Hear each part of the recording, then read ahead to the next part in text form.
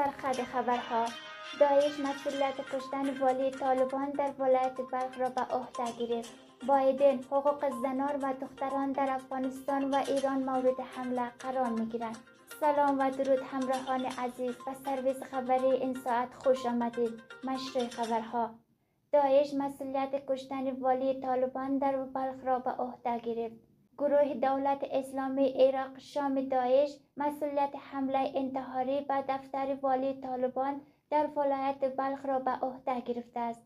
رسانه‌های بین الملل به نقل از پایگاه خبری داعش اعماق این خبر را منتشر کرده است. حمله انتحاری به دفتر محمد داود مزمل والی طالبان در ولایت بلخ صبح روز پنجشنبه 18 خود انجام شد.